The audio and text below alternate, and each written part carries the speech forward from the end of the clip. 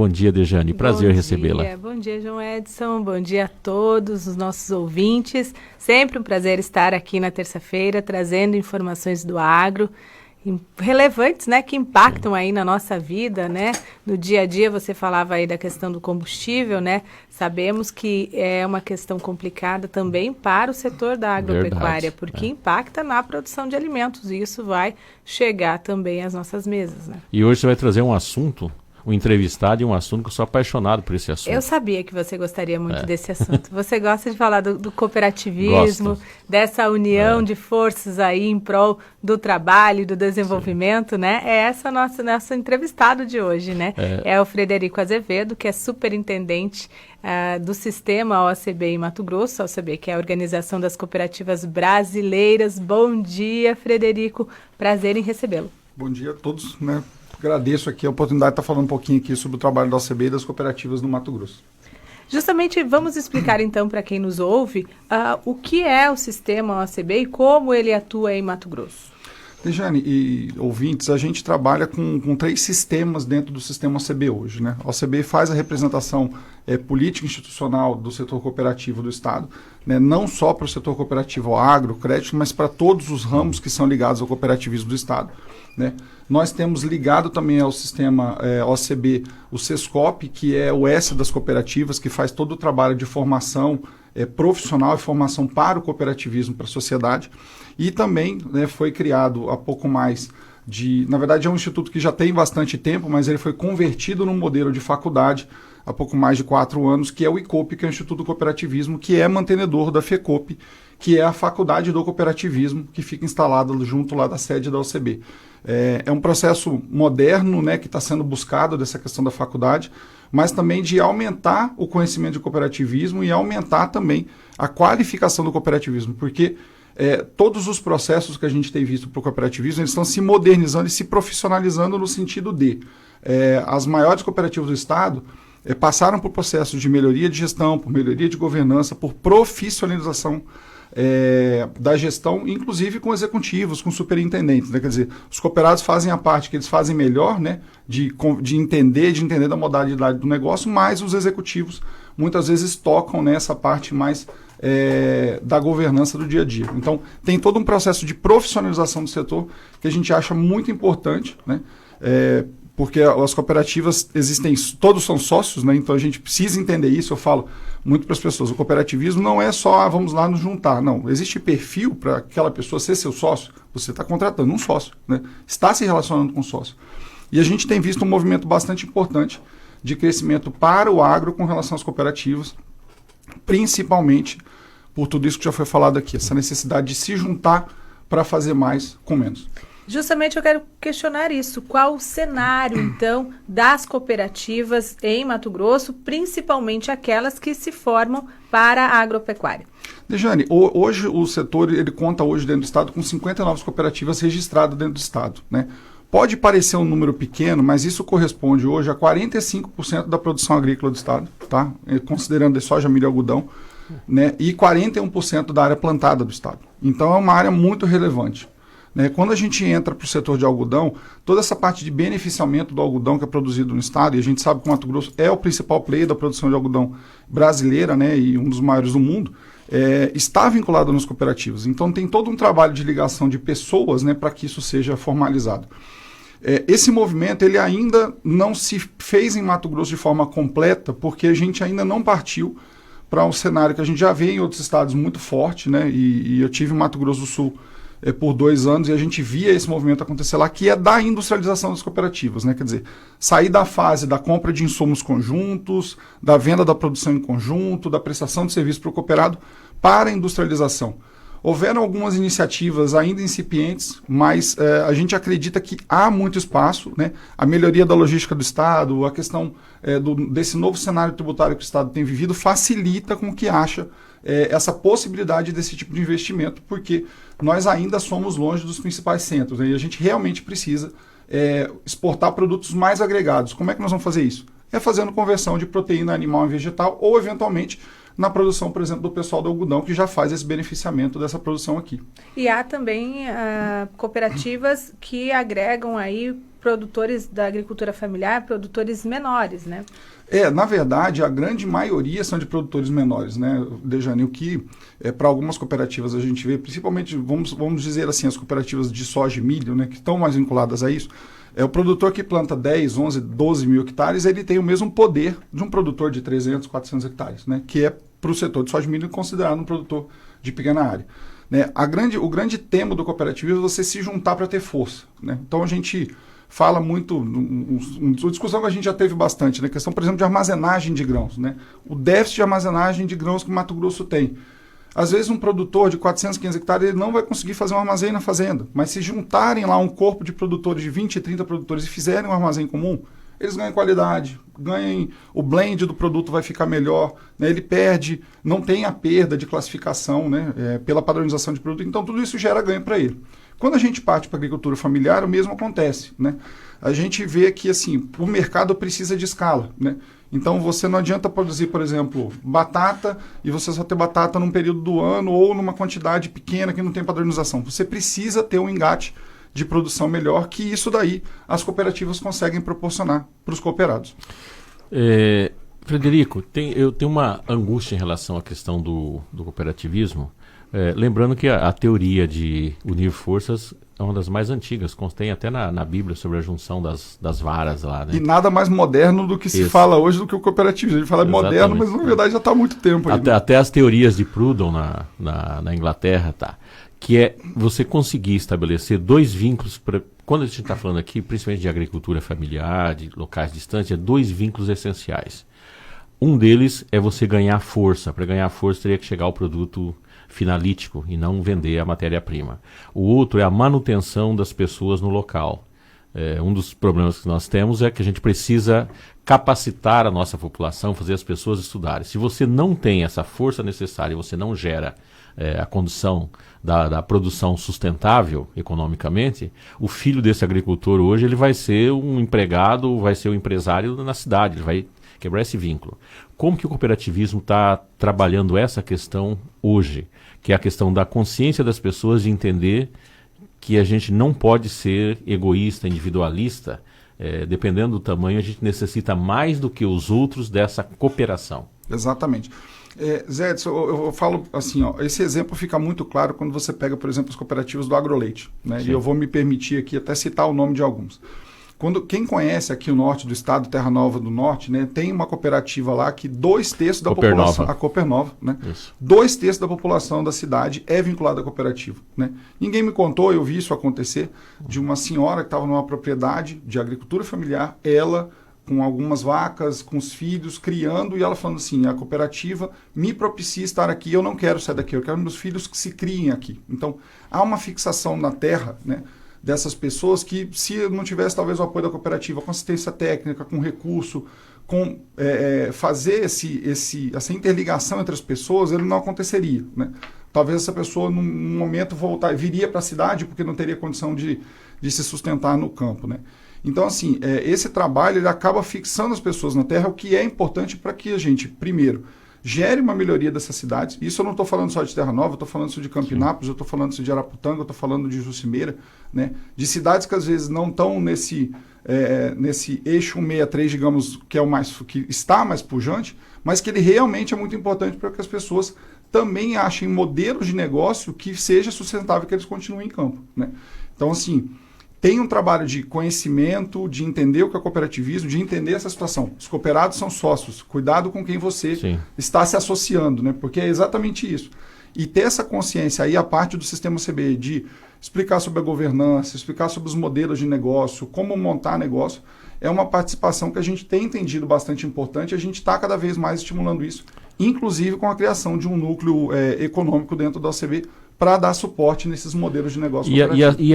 E a sucessão dentro das cooperativas? Você falou de Terra Nova. Terra Nova, o Daniel toca lá, né? Um abraço para o Daniel, toca lá, segurando ali. Né? Mas existe uma preocupação e a sucessão. Porque mais do que... E aqui eu quero te dar um exemplo de outras que eu conheço, né? Quando for falar bem, a gente cita o nome. Quando Então uma coisa não cita, né? Outro que eu conheço, por exemplo, que as direções das cooperativas, elas enxergam ali meramente como um espaço onde ela vai colocar o pé para ela ir para o campo político. Vira um vereador, vira um prefeito, vira deputado, uma série de coisas. O Daniel, por exemplo, ele poderia ser prefeito de Terra Nova o que ele quisesse. Ele não vai ser, ele não quer. Não quer. Por quê? Porque ele segura ali o negócio, né?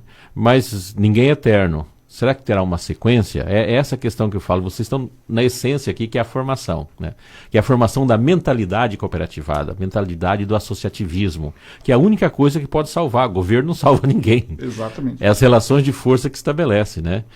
Como que está essa questão? João Edson, essa situação da sucessão ela é um desafio não só para o cooperativismo, mas para todo mundo que Sim. lida com agropecuária no Brasil, né? Nós temos um programa de formação de sucessores, né? Exatamente por isso, porque normalmente se juntou nas cooperativas lá no passado por dificuldades, né? As cooperativas nasceram das crises que aconteceram, do grito do Ipiranga, de problemas financeiros. A partir disso, muita gente se juntou, né?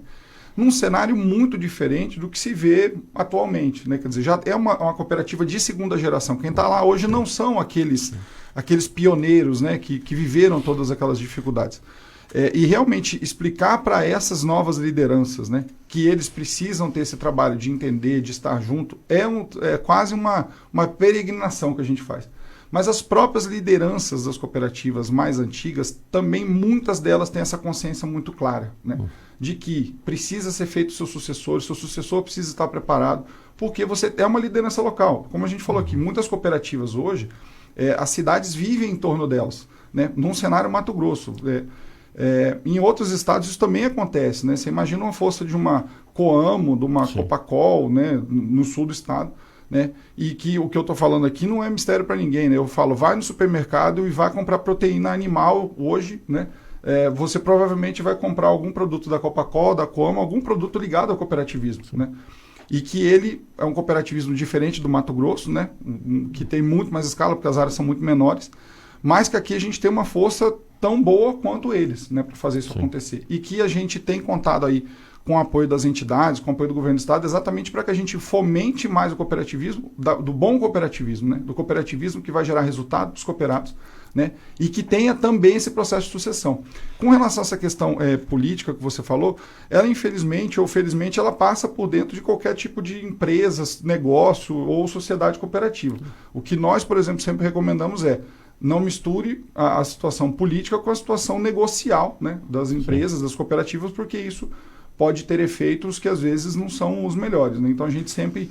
mas acaba nascendo, como você falou, de algumas lideranças naturais acabam aparecendo e é natural que ela acaba sendo também convidada para esse tipo de processo, né?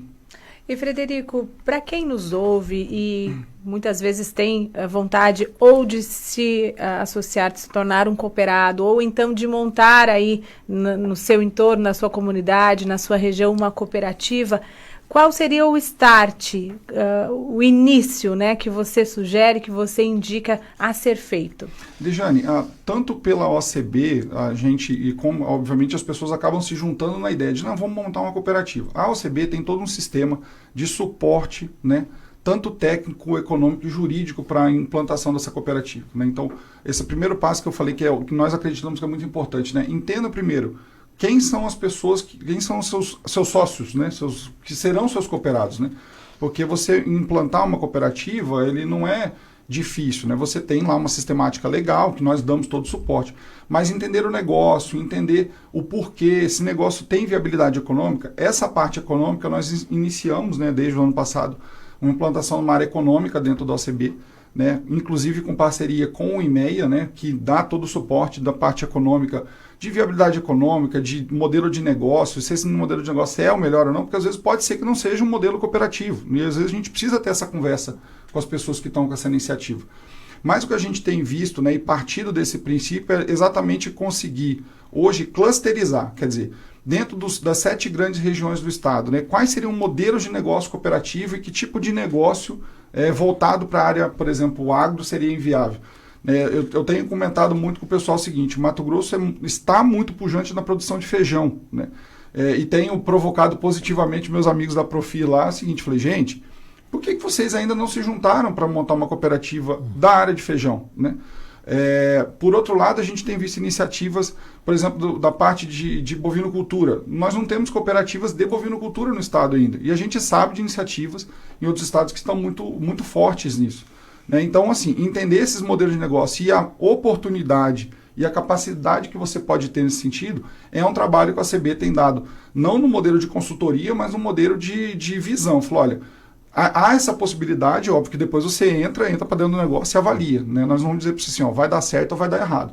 Mas ó, a tendência de dar certo é essa, se você fizer isso na região A, B e C, né? Num trabalho que tanto a equipe técnica da OCB lá, e aqui quero deixar um abraço lá para o meu time, lá para a Tainá, para a Samila, para o Ricardo e para o Henrique lá da nossa área técnica, que estão fazendo um trabalho muito forte exatamente para entender modelo de negócio e fazer a coisa funcionar. E aí, Dejane, tem um outro ponto que eu acho muito relevante da gente relatar também, é que um dos grandes problemas e pilares que a gente tem quando se fala de implantação de negócio está, às vezes, no modelo de financiamento ou na forma de financiar, ou como financiar. Né? Lembrando que a gente tem as cooperativas de crédito que, em alguns casos, têm interesses de financiar ou ver algum modelo de negócio que é viável para o Estado. Então, por exemplo, a cadeia do Gergelim aqui no Estado tem um sistema de crédito que é o único sistema de financiamento para aquela cadeia produtiva que é o Gergelim. Né? Então, se não fosse esse sistema financiar, provavelmente não teríamos o impulso do Gergelim no Estado hoje. E esses sistemas estão dispostos a entender esses modelos de negócio e ajudar. E, inclusive, aqui, né, relatar também um assunto bastante relevante para o setor agro, que foi, né, a regulamentação do Fundo de Aval Garantidor, que aconteceu na última sexta-feira pelo Desenvolve MT, junto com a Secretaria de Fazenda e também com a Secretaria de Desenvolvimento Econômico, que vai ser também importante para que aqueles produtores que têm dificuldade de garantia por conta da situação, às vezes de documento da área que não está titulado, ele vai poder, né, se utilizar desse fundo de aval dentro de alguns critérios, para poder obter a garantia para a tomada de crédito. Né? Não significa que o empréstimo é fundo perdido, que não vai pagar. Não, vai pagar, mas facilita você ter essa ação do governo do Estado para algumas cadeias produtivas que foram privilegiadas, piscicultura, fruticultura, o agrolácteo foi incentivado também, dentre outras cadeias, porque isso vai gerar uma possibilidade da gente fomentar não só o cooperativismo, mas negócios mesmo, para a gente poder fixar a pessoa no campo e também gerar mais negócio para o Estado e para os produtores. É o pontapé nesse momento em que é difícil começar, né? É o recurso. Exatamente. Justamente falando de recurso, o Plano Safra está em discussão aí e a OCB, o Sistema Nacional, já fez até alguns apontamentos do que é necessário, o que para as cooperativas é mais importante nesse momento que seja contemplado nesse novo Plano Safra. Dejane, está sendo um desafio grande não só para a OCB, mas para todas as entidades do próximo Plano Safra. Né? A gente já viveu um encerramento de recurso do Plano Safra que está vigente, que encerra em julho agora. Final de novembro do ano passado a gente já teve problema. Né? Houve agora uma suplementação através do PLN 1, né, que está aguardando sanção do presidente para hoje ou amanhã, né, que vai retomar aí essa questão do crédito. Mas o desafio mesmo é como é que vai ser esse próximo cenário, né, de Plano Safra. Eu acredito que o desafio de todos é a gente, mais do que falar o que o agro faz, da importância do agro, é uma conta que eu digo que ela pode parecer uma conta de padeiro, mas ela é importante. Quanto que o governo federal, a cada R$1 que ele aplica nesse Plano Safra, quanto que ele retorna para a sociedade, né? Se aplicar R$1 no Plano Safra, na agricultura, na pecuária, em todos os sistemas produtivos, o quanto que ele gera de retorno de VBP, de emprego e tudo mais. Então, é um investimento, né? Então, assim, eu acho que o desafio para esse ano vai ser muito na questão de taxa de juros, né? Está se trabalhando muito para que ele não fique em 2 dígitos, né? Pelo menos é o cenário. A OCB Nacional teve uma reunião, né? As cooperativas do Mato Grosso participaram na semana passada com o ministro Marcos Montes, e o pedido foi exatamente nesse sentido, né? Precisa-se de uma taxa de juros adequada para trabalhar e que os recursos também estejam aí. Porque a gente não vai parar de investir em armazenagem, a gente não vai parar de investir em custeio, né? E lembrando que nós estamos passando agora por uma alta de commodities, mas que ela está acompanhada de um aumento brutal de custo de produção. Né? Mais cedo, antes de vir para cá, estava vendo vocês falarem aqui do Plano Nacional de Fertilizantes, um trabalho que a Embrapa vai fazer agora da caravana de fertilizantes, que a OCB Nacional tem incentivado também, porque nós vamos ter que achar alternativas, né, para baratear esse custo. Né? Então, assim, realmente o desafio do próximo Plano Safra vai ser taxa de juro e recurso, né? Porque essa balança aí, achar uma equiparação nesse sentido aí, vai ser realmente um trabalho desafiador, tanto para o Ministério da Agricultura quanto para todas as entidades que têm defendido isso junto ao governo. E é realmente o desafio das próximas safras, porque é preciso recurso para que as safras sejam plantadas, para que elas se desenvolvam e que o produto esteja aí disponível para industrialização, seja para a mesa, para alimentação ou também para a ração animal, né? Exatamente. Bom, Frederico Azevedo, né, superintendente da OACB Mato Grosso, agradeço a sua participação nesse bate-papo, tem muita informação realmente para as cooperativas, né? Parabenizar pelo trabalho realizado pela OACB junto a vários municípios que têm aí as cooperativas ativas também. E agradecer, João Edson, pela oportunidade de sempre. Toda terça-feira estou aqui. É sempre um prazer você estar aqui. O Vanderlei, eu acho que ele é de Colíder, acho que ele está agora em Água Boa. Está mandando um abraço para você. Nosso diretor do ramo trabalho lá. Isso, conselheiro representando as cooperativas de trabalho, produção, bens e serviço, né? O Vanderlei está na escuta. Um abração para o Vanderlei, né? Grande abraço, obrigado Vanderlei, pela nosso audiência. diretor lá. Frederico, muito obrigado. Prazer tê-lo aqui. A gente que agradece. O Sistema OACB fica à disposição aqui, tanto a comunidade, né, quanto as cooperativas, né, com qualquer informação. Quem quiser conhecer um pouquinho mais do nosso trabalho, acessar lá o www.acbmt.coop.br. Dejane, que a terça-feira próxima não demore tanto. Até a próxima. Já estou aqui.